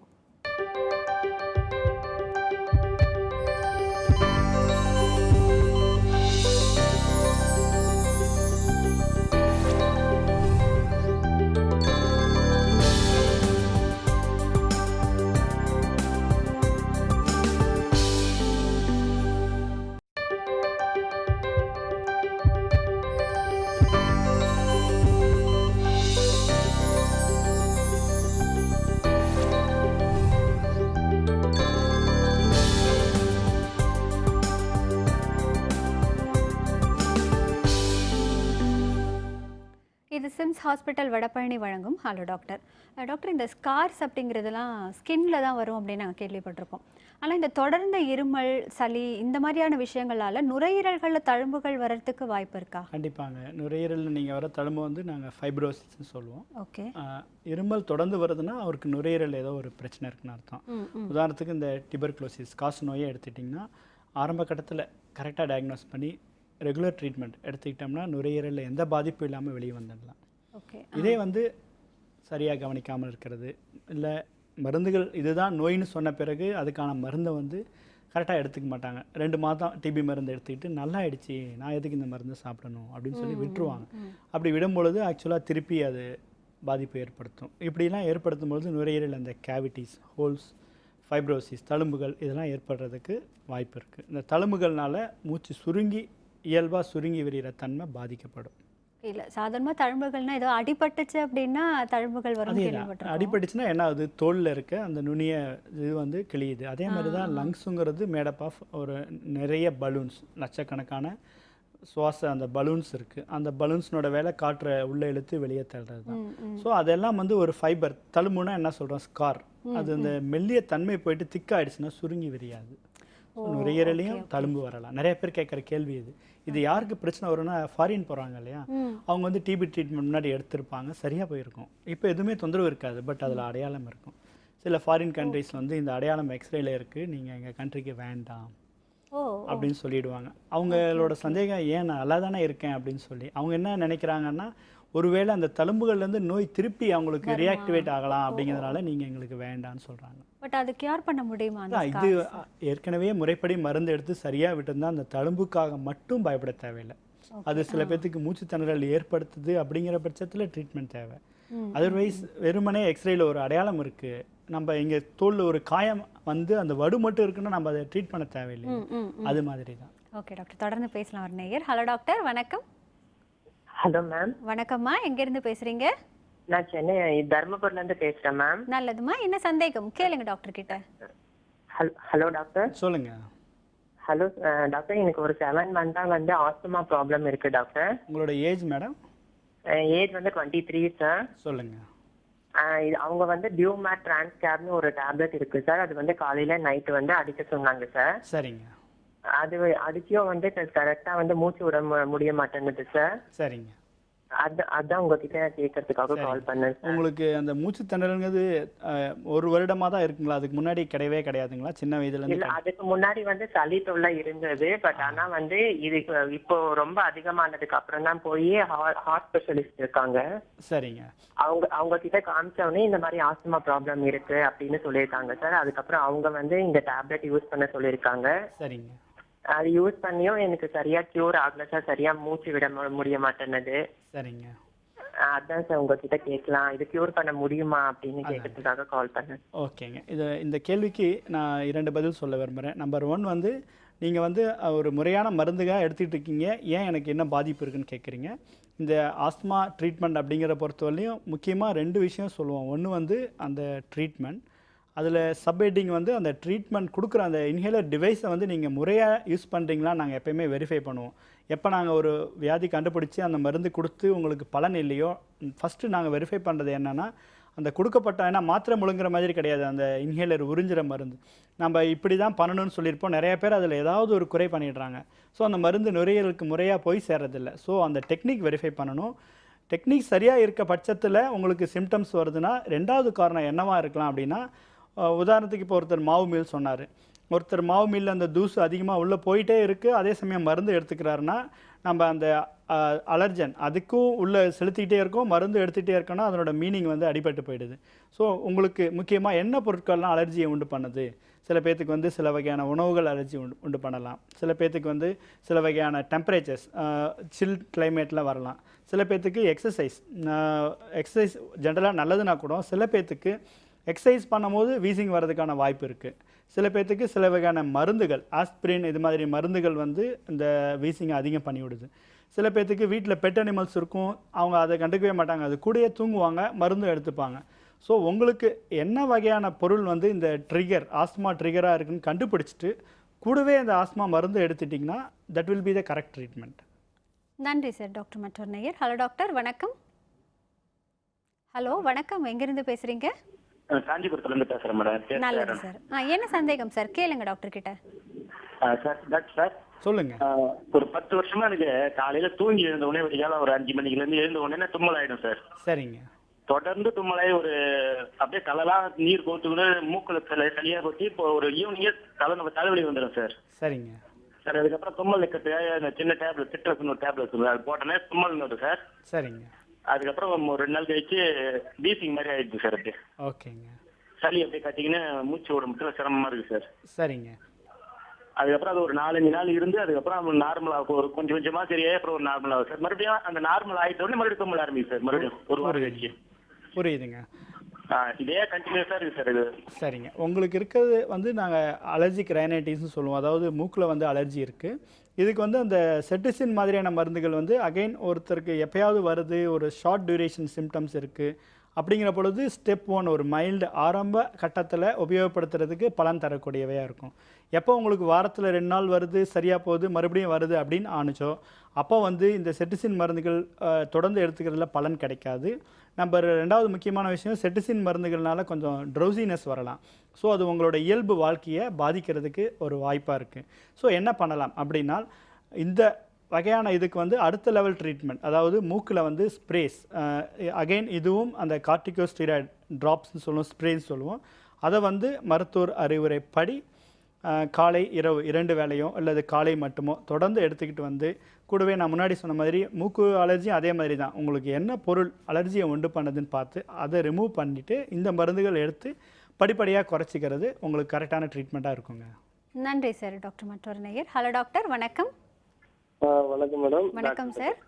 எங்கேருந்து பேசுகிறீங்க சார்? திருநெல்வேலியிலிருந்து பேசுகிறேன். சொல்லுங்கள் சார், என்ன சந்தேகம்? எனக்கு வந்து இந்த மூக்கில் தண்ணி வடியுது. சொல்லுங்கள் டாக்டர். சொல்லுங்கள் சார். மூக்கில் நீர் வடியுது. அந்த மூக்கில் நீர் வடிகிற டைம்ல வந்து நெஞ்சு ஃப்ரீயா இருக்கு, இடது சைடு வந்து ஃப்ரீயா இருக்கு. சரிங்க. ஆனா அந்த தும்மல் அந்த மாதிரி இருந்துகிட்டு இருந்துச்சு. அந்த தும்மல் இல்லை அப்படின்னா உள்ள வந்து அப்படியே ஒரு இறுக்கமா இருந்துகிட்டு இருக்கு, இருமல் இருக்குது. அந்த தொண்டை வந்து இருமலா கூட கிளியர் ஆக முடியல. சரிங்க. அந்த எவ்வளவுதான் இருமலாலும் கிளியர் ஆக முடியல. அப்புறம் வந்து காதுல வந்து அப்படி எச்சி முழுகும் போது காதுல 2 காதும் அடைச்ச மாதிரி இருக்குது. காது மூக்கு தொண்டை நிபுணர்கிட்ட போய் காமிச்சு ஸ்கேன்லாம் எடுத்து பார்த்தேன். அது சும்மா சளிதான் லேசா இருக்குது அப்படின்னு சொல்லியிருந்தாங்க. ஆனா எனக்கு இன்னும் அந்த காது வந்து எச்சி முழுகும் போது கடக் அப்படிங்கிற அந்த மாதிரி இருக்குது. திருப்பி வந்து அந்த வீசிங் இருமல் வந்து எப்போது இல்லை, அது திடீர்னு வந்துருச்சு அப்படின்னா அது ரொம்ப தொந்தரவா இருக்கு. இது என்ன கம்ப்ளைண்ட் சார்? சரிங்க. ஆஸ்துமாவா என்ன? ஓகேங்க. நீங்கள் சொல்கிறத பார்க்கும்பொழுது உங்களுக்கு அதான் நான் முன்னாடி நிறைய பேர் சொன்ன மாதிரி இன்றைக்கி பார்த்தீங்கன்னா எவ்வளோ பேர் அலர்ஜினால் நாட்டில் பாதிக்கப்பட்டிருக்காங்கன்ட்டு ஒரு எடுத்துக்காட்டாக தெரியுது. இதுக்கு நிறைய காரணங்கள் இருக்கலாம். உங்களுக்கு சுற்றுப்புறம் பொல்யூஷன் அதிகமாகிறது, நம்ம வாழ்கிற வாழ்க்கை முறைகள் மாறினது, இதெல்லாம் காரணமாக இருக்கலாம். அதனால தான் இன்றைக்கி இவ்வளோ நேயர்கள் இதே தொந்தரவை திருப்பி பல்வேறு வடிவங்களில் சொல்கிறாங்க. இவர் பார்த்துட்டிங்கனாலும் உங்களுக்கு மூக்கில் வந்து அலர்ஜி இருக்குங்கிறாரு, வீசிங் மாறி வருதுன்னு சொல்கிறாரு. ஸோ இவருக்கும் அந்த தொடர்ச்சியான அலர்ஜிங்கிறது காணப்படுது. ஸோ இவரும் அந்த முன்னாடி சொன்ன மாதிரியே தான் அந்த பிரச்சனை குறையிறதுக்கு வந்து மூக்குக்கான ட்ராப்ஸ் விட்டுக்கணும், ஸ்ப்ரே யூஸ் பண்ணிக்கணும். ஒருவேளை வீசிங் இருந்தால் அதுக்கு இன்ஹேலர் முறைப்படி எடுத்துக்கணும். இது 2 எடுத்துக்கிட்டால் தான் இப்போ அவர் சொல்லியிருக்காரு காது அடைச்சிக்குதுன்னு சொல்கிறாரு. மூக்கில் சளி இருந்து சரியான பிறகு செஸ்ட்டில் வீசிங் வருதுன்னு சொல்கிறாரு. எல்லாமே காது, மூக்கு, தொண்டை, நுரையீரல் எல்லாமே ஒன்றோட ஒன்று தொடர்புடையது தான். ஒன்றில் பிரச்சனை வந்துச்சு, அலர்ஜி வந்துச்சுன்னா கண்டிப்பாக அது அடுத்த பிரச்சனையை உண்டு பண்ணும். ஏன்னா இப்போ நம்ம காற்றுக்குழாய் காதும் வந்து மூக்கும் வந்து ஒரு சின்ன டியூப் மூலம் கனெக்ட் ஆகிருக்கு. இங்கே கோல்டு வந்துச்சுன்னா அந்த டியூப் வந்து பிளாக் ஆகிடும். பிளாக் ஆனிச்சுன்னா நம்மளுக்கு காது அடைச்ச உணர்வு ஏற்படும். நான் என்ன சொல்கிறேன்னா, உங்களுக்கும் அந்த ஒரே சமயத்தில் 2 பிரச்சனைகள் இருக்குன்னா 2க்கும் அந்த தொடர் மருந்துகள் எடுத்துக்கிட்டிங்கன்னா 2லேருந்தும் ஃப்ரீயாக இருக்கலாம். இது க்யூர் அப்படிங்கிற வேர்டு வந்து கொஞ்சம் டிஃபிகல்ட்டான விஷயம். ஏன்னா ஆஸ்மா ஆகட்டும், எனி மூக்கு அலர்ஜி ஆகட்டும், எவ்வளோ நாள் நம்ம என்ன அலர்ஜி நம்மளுக்கு இருக்குதுன்னு தெரியாமல் அந்த அலர்ஜி நம்ம திருப்பி எக்ஸ்போஸ் ஆகிட்டு இருக்குமோ அது வரைக்கும் இந்த பிரச்சனை இருந்துகிட்டு தான் இருக்கும். சில பேர் என்கிட்ட வாங்க, நான் உங்களுக்கு ஆஸ்மா வியாதியை குணப்படுத்தி கொடுத்துறேன், உங்களுக்கு அலர்ஜி இல்லாமல் பண்ணி கொடுத்துறேன்னு சொல்லுவாங்க. அன்லெஸ் உங்களுக்கு என்ன காரணம் இந்த அலர்ஜியை உண்டு பண்ணுது அப்படி, ஏன்னா இந்த அலர்ஜி உண்டு பண்ணுற பொருட்கள் வந்து நிறையா சமயத்தில் ஒன்றுக்கு மேற்பட்ட பொருட்கள் காரணமாக இருக்குது. ஒரு சிலருக்கு வந்து தூசு இருக்கலாம், கிளைமேட் இருக்கலாம், ஃபுட் பார்ட்டிகல்ஸ் இருக்கலாம். ஸோ இது எல்லாமே சேர்ந்து நிறைய நேரத்தில் நம்மளால் ட்ரீட் பண்ண முடியறதில்ல. அதனால தான் நாங்கள் என்ன சொல்கிறோன்னா, asthma or allergy is a controllable disease, not a curable டிசீஸ்ன்னு சொல்கிறோம். இதில் நெகட்டிவ் பாயிண்ட் மட்டும் நிறைய பேர் எடுத்துக்கிறாங்க. ஓ, இது வந்து அலோபதி மெடிசனில் இது சரி பண்ண முடியாதுன்னு சொல்லிட்டாங்க, அதனால் நம்ம வேறு ஏதாவது பண்ணலான்னு சொல்லி. தப்பு கிடையாது. பட் நீங்கள் எடுத்துக்கிற சிகிச்சை சரியான வகையில் தான் போகுதான்னு பார்த்துக்குங்க.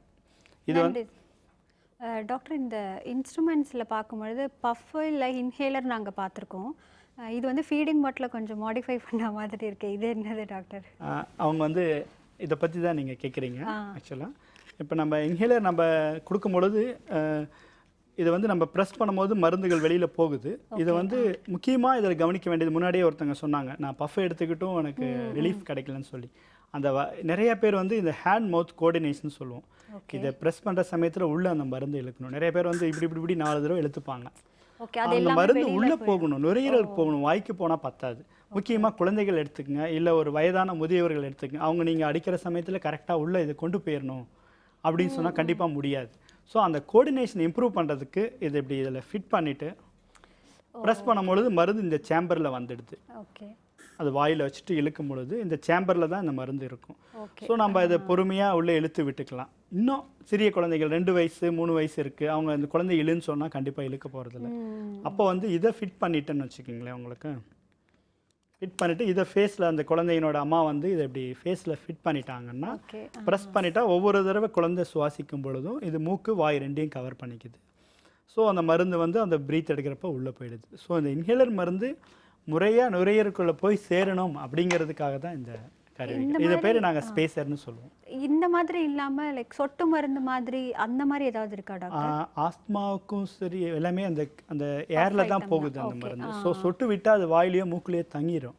நம்மளுக்கு உள்ள காற்றுலேயே உள்ள அந்த பார்ட்டிகல்ஸ் போகணுங்கிறதுக்காக ஸ்ப்ரே வடிவத்திலேயோ இல்லை பவுடர் வடிவத்தில் தான் இருக்குது, சொட்டு மருந்து கிடையாது. பட் இதுக்கு வந்து லைஃப் லாங் மெடிசன்ங்கிறது தான். ஏன்னா நீங்கள் ஏற்கனவே கியூர் அப்படிங்கிறது கிடையாதுன்னு சொல்லிட்டீங்க. அப்போது தொடர்ந்து எடுத்துக்கிட்டு தான் ஆகணும். கியூருங்கிறது கிடையாதுன்னு சொல்ல கிடையாது. ஒரு பர்டிகுலர் பர்டிகுலர் பேஷண்ட்டுக்கு வந்து என்ன பொருள் அலர்ஜி, ஒருத்தருக்கு வந்து உதாரணத்துக்கு ஒரு ஸ்டாஃப் நர்ஸ் இருக்காங்க, அவங்களுக்கு இந்த க்ளோவ் அலர்ஜி தான் இருக்குது அப்படின்னா நம்ம உறுதியாக கண்டுபிடிக்கிறோம். அவங்க சொல்கிற ஹிஸ்ட்ரி வச்சோ இல்லை ஈவன் டெஸ்ட்லாம் வச்சோ கூட உங்களுக்கு லேட்டெக்ஸ் அலர்ஜி இருக்குன்ட்டு. ஸோ இது நீங்கள் யூஸ் பண்ணாமல் அல்டர்னேட்டிவ் க்ளோவ் இருக்குது, ஆக்சுவலாக லேட்டெக்ஸ் இல்லாத க்ளோவ், இதை போட்டுக்கங்கன்னு சொன்னோம்னா ஒருவேளை அவங்களுக்கு அது மட்டும்தான் அலர்ஜி உண்டு பண்ணுது அப்படின்னா அதை ரிமூவ் பண்ணிட்டோம்னா க்யூர். அதே மாதிரி சில பேர் ஆஸ்பிரின் மருந்துகள் வேறு காரணங்களுக்காகவோ இல்லை தலைவலிக்கு மெடிக்கல் ஸ்டோரில் வாங்கி சாப்பிட்டுருக்கலாம். அந்த ஆஸ்பிரின் வந்து வேறு ஒரு சைடு எஃபெக்ட் கொண்டு வருது, பிராங்கோஸ்பேசம் காற்றுக்குள்ளாய் இருக்கிறது. ஸோ இதுதான் உங்களுக்கு காரணமாக இருக்குது, இது எடுத்துக்காதீங்க அப்படின்னு சொன்னால் அவங்களுக்கும் க்யூர். ஸோ என்ன பொருள் அவங்களுக்கு இந்த காற்றுக்குழாய் சுருங்கிறத உண்டு பண்ணுதுன்னு கண்டுபிடிச்சிட்டோம்னா க்யூர் இஸ் பாசிபிள். அது பெரும்பாலான சமயத்தில் முடியறது கிடையாது. ஸோ முடியாத வரைக்கும் நம்மளோட கான்செப்ட் என்னென்னா, இந்த கார்டிகோஸ்டீராய்டு மருந்துகள் வந்து டபுள் ஏஜ்டு வெப்பன், அதிக அளவில் மருத்துவ அறிவுறுப்படம் இல்லாமல் எடுத்துக்கிட்டால் அதனால் பக்க விளைவுகள் இருக்குது. வேறேஸ் இந்த இன்ஹேலர் வடிவத்தில் நம்ம வெவ்வேறு வடிவங்கள் இருக்குது, அது எல்லாமே வந்து மைக்ரோகிராம்ஸில் உள்ளே போகுது. ஸோ சைட் எஃபெக்ட்ஸ்லாம் வந்து மினிமல், இல்லைன்னு சொல்ல முடியாது, பட் பெனிஃபிட்டை வந்து அதிகமாக இருக்குது ரிஸ்க்கை விட. ஸோ அதை வந்து எடுத்துக்கும் போது நம்ம பாடி வந்து ஒரு அலர்ஜன், உதாரணத்துக்கு ஒரு ஸ்மோக் பண்ணும்போது ஒருத்தருக்கு வீசிங் வருதுன்னா அந்த வீசிங்கை அந்த மருந்து தடுத்துருது. ஸோ அதனால தான் இது நம்ம அந்த தடுக்கிற நிலையை எடுத்து உடம்புல உண்டு பண்ணணும்னா அந்த மருந்துகளை வந்து தொடர்ந்து எடுத்துக்கிட்டோம்னா தான், இன்றைக்கி எடுத்துக்கிட்டால் அந்த மருந்து உடனே தடுத்துறாது. கொஞ்ச நாள் அந்த மருந்துகள் வந்து அலர்ஜி பாடி ரியாக்ட் பண்ணுற விதத்தை தடுக்கிறதுக்கு தொடர் சிகிச்சை தேவைப்படுது. நிச்சயம் தொடர்ந்து பேசுகிறேன் டாக்டர். ஒரு நேயர். ஹலோ டாக்டர், வணக்கம். வணக்கம் மேடம். வணக்கம். வேலூர் மாவட்டத்துல இருந்து பேசுறேன் மேடம். என்ன சந்தேகமா கேளுங்க டாக்டர் கிட்ட. குழந்தைக்கு எங்க பொண்ணு வந்து 3 மாச குழந்தையில இருந்தே வீசிங்கா இருக்கு, எப்பாரு இரும்பிட்டே இருக்கா குழந்தை. இப்ப 11 வயசு ஆகுது, இப்பயும் இரும்பிட்டே தான் இருக்கான். மூச்சு அடிக்கிறது மட்டும் கொஞ்சம் கம்மி ஆயிடுச்சு, எப்பனா இப்போ லைட்டா மூச்சு கொஞ்சம் கஷ்டமா இருக்கான்றா. என்ன பண்றது டாக்டர் இதுக்கு? இதுக்கான 11 வயசு ஆயிருக்குன்னு சொல்றீங்க, 3 மாத குழந்தைகள் இருக்குன்னு சொல்றீங்க. இதுக்கு எந்த மருத்துவரை பார்த்துருக்கீங்க இது வரைக்கும்? என்ன பிரச்சனைன்னு சொல்லியிருக்காங்க? ஏதாவது இன்ஃபெக்ஷன் ஆயிடுச்சுன்னா இரும்பல் வரும், அதனால கொஞ்சம் பார்த்து வச்சுங்க குழந்தைய அப்படின்றாங்க. அதாவது இது இந்த பிரச்சனை நோய் பேர் எதுவும் சொல்லலைங்களா? அலர்ஜி எதுவும் சொல்லலைங்க, எதுவும் சொல்லல. சரிங்க. ஏன்னா இது தும்பல் வருதா அவங்க குழந்தைக்கு அடிக்கடி? அதெல்லாம் எதுவும் வரது இல்லைங்க சார், ஒன்லி காஃப் மட்டும்தான். காஃப் மட்டும்தான் இருக்கு. ஏதாவது ஒரு பர்டிகுலர் பொருளுக்கு எக்ஸ்போஸ் ஆகும் பொழுது இந்த தொந்தரவு அதிகமாகிற மாதிரி காணப்படுதுங்களா? அப்படி ஒன்றும் தெரியலைங்க சார். எப்போ அந்த ஜூஸ் ஐஸ் இந்த மாதிரி எல்லாம் சாப்பிட்டா வர மாதிரி தெரியுது சார். அதாங்க, ஒரு வாட்டி வந்து இதுதான் நான் கேட்குறேன். அதாவது குளிர்ச்சியான பொருட்கள் சில பேர்த்துக்கு இந்த தொந்தரவுகளை அதிகம் பண்ணலாம். ஸோ இது மாதிரி இருக்கும்போது இது உங்கள் குழந்தைக்கு இந்த பொருள் அலர்ஜி தன்மை காணப்படுதுங்கிறதுனால நம்பர் 1 அந்த பொருளை ரிமூவ் பண்ணுறதுங்கிறது நல்லது. நிறைய குழந்தைகள் ஆசைப்படுவாங்க, எனக்கு ஐஸ்கிரீம் சாப்பிட்டா நல்லது, சாக்லேட் சாப்பிட்டா பிடிக்கும். பட் அவங்களுக்கு இந்த கொக்கோ அலர்ஜி அப்படின்னு நம்ம கன்ஃபார்மாக தெரிஞ்சிச்சுன்னா முடிஞ்ச வரைக்கும் அதை தவிர்த்துக்கிறது நல்லது. இல்லைன்னா அடிக்கடி டாக்டரை பார்த்து மருந்துகள் சாப்பிட்றது, ஊசி போடுறது இதெல்லாம் தேவையில்லை. குழந்தையினோட ரெகுலர் ரொட்டீனும் பாதிக்கப்படும். ஸோ இதை வந்து அவாய்ட் பண்ணக்கூடிய பொருள் ஏதாவது இருந்தால் தயவுசெய்து அதை அவாய்ட் பண்ணிடுங்க. நன்றிம்மா. டாக்டர், வந்த பிறகு ட்ரீட்மெண்ட் அப்படின்னு போகிறத விட வருமுன் காப்பது தான் நல்லது அப்படின்னு எல்லாருக்குமே தெரிஞ்சிருக்கும். நீங்கள் சொல்கிறது மாதிரி இந்த கூல்ட்ரிங்க்ஸ் சாப்பிடாமல் இருக்கிறதோ இல்லை ஐஸ்கிரீம் தவிர்க்கிறதோ தாண்டி மாஸ்கெல்லாம் போட்டுட்டு வெளியில் போகும்போது தூசியிலேருந்து தப்பிக்கிறதுக்காக வேறு என்னென்ன வழிமுறைகள்லாம் இருக்குது டாக்டர்? நான் சொன்ன மாதிரி இந்த ட்ரிகர்ஸ், ஆஸ்மா ட்ரிகர்ஸுங்கிறது நிறைய இருக்குது. நம்ம முக்கியமாக வந்து இன்டோர் அவுட்டோர் அப்படின்னு 2ஆக பிரிக்கிறோம். அதாவது வீட்டுக்குள்ளே, வீட்டுக்கு வெளியில். வீட்டுக்குள்ளே வந்து நிறைய பேர் வீட்டுக்குள்ளேயே பிரச்சனைகள் இருக்குது. வீட்டுக்குள்ளே என்னென்ன பிரச்சனைகள் இருக்குன்னா, நான் முன்னாடி சொன்ன மாதிரி அந்த பெட்டில் இருக்க டஸ்ட் கண்ணுக்கு தெரியாத. ஸோ அதை என்ன பண்ணலாம் அப்படின்னா வேக்யூம் யூஸ் பண்ணலாம். அந்த பெட்ஸ்லாம் ரொம்ப நாளாக வாங்கி இருந்துச்சுன்னா அது ஒரு ஆஃப்டர் 5 இயர்ஸ் அதை மாற்றிடுறது நல்லது. இந்த ஒட்டடை சொல்லுவோம் இல்லைங்களா, அது இல்லாமல் வீட்டை சுத்தமாக வச்சுக்கிறது. கரப்பான் பூச்சிகள், வீட்டில் இருக்க கரப்பான் பூச்சிகள்னால அலர்ஜி அதிகமாகிறதுக்கு வாய்ப்பு இருக்குது. ஆஸ்துமா கண்டிப்பாக ஆஸ்துமா அதிகமாகிறதுக்கு cockroaches are one of the important triggers. அதே மாதிரி செல்ல பிராணிகள், முக்கியமாக பொமரேனியன்ஸ், இது மாதிரி முடி நிறைய இருக்கக்கூடிய அனிமல்ஸ் எக்ஸ்போஸ் ஆகுது. வீட்டுக்குள்ளே ஒரு உரமாக இருந்தால் பரவாயில்ல, அதுவே அவாய்ட் பண்ணுறது நல்லது. பூனை, பறவைகள், இதெல்லாம் இந்த புறா கூட கண்டிப்பாக புறாவுக்கும் நுரையீரலுக்கும் நிறைய பந்தம் இருக்குது. புறானால நிறைய நுரையீரல் பாதிப்பு வர்றதுக்கு வாய்ப்பு இருக்குது. அந்த டாப்பிங்ஸ்னால நாள்பட்ட பிரச்சனைகள், தீர்க்க முடியாத பிரச்சனைகளை கூட வரலாம். புறா வந்து லங்ஸுக்கு வில்லன். ஸோ இது வந்து இண்டோர் அலர்ஜன். அப்புறம் வெளியில் இருக்கிறது நம்ம ஒரு அளவுக்கு தான் மாடிஃபை பண்ண முடியும். நிச்சயம். இன்றைய நிகழ்ச்சியில் இந்த ஆஸ்துமாவை எப்படி நம்ம வந்து கண்ட்ரோல் பண்ணுறது அண்ட் எப்படியெல்லாம் க்யூரிங் மெத்தட்ஸ் இருக்குங்கிற நிறைய தகவல் ஷேர் பண்ணிக்கிட்டீங்க. இன்றைய நிகழ்ச்சியில் கலந்து கொண்டதற்கு நன்றி டாக்டர். வணக்கம். தேங்க்யூ. நேர்களை இன்றைய ஹலோ டாக்டர் நிகழ்ச்சியில் டாக்டர் சொன்ன தகவல்கள் நிச்சயம் உங்களுக்கு பயனுள்ளதாக அமைந்திருக்கும்னு நினைக்கிறேன். மீண்டும் நாளை ஹலோ டாக்டர் நிகழ்ச்சியில் சந்திக்கலாம். அதுவரை நன்றியும் வாழ்த்துக்கள்.